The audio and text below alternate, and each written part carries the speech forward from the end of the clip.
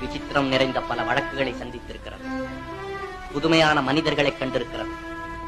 ஆனால் இந்த வழக்கு விசித்திரமும் அல்ல, வழக்காடும் நானும் புதுமையான மனிதன் அல்ல. வாழ்க்கை பாதையிலே சர்வ சாதாரணமாக தென்படக்கூடிய ஒரு ஜீவன் தான் நான்.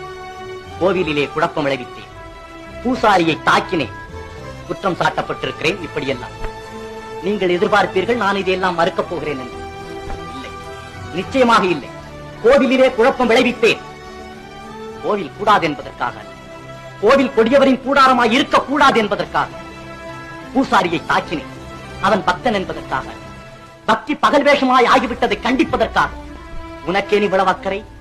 உலகத்தில் யாருக்கும் இல்லாத அக்கறை என்று கேட்பீர்கள். நானே பாதிக்கப்பட்டேன், நேரடியாக பாதிக்கப்பட்டேன். சுயநலம் என்பீர்கள். என் சுயநலத்திலே பொதுநலமும் கலந்திருக்கிறது. ஆதாரத்திற்காக அழுக்கை சாப்பிட்டு தடாகத்தை சுத்தப்படுத்துகிறதே மீன். அதை போல என்னை குற்றவாளி என்கிறார்களே. இந்த குற்றவாளியின் வாழ்க்கை பாதையிலே கொஞ்ச தூரம் பின்னோக்கி நடந்து பார்த்தால் அவன் கடந்து வந்துள்ள காட்டார்கள் எவ்வளவு என்று கணக்கு பார்க்க முடியும். ஆட்களிக்கும் உயிர்கள் இல்லை என் பாதையில். படம் எடுக்கும் பாம்புகள் நெளிந்திருக்கின்றன. தென்றலை தீண்டியதில்லை, நான் தீயை தாண்டி இருக்கிறேன். கேளுங்கள் என் கதையை. தீர்ப்பு எழுதுவதற்கு முன் தயவு செய்து கேளுங்கள்.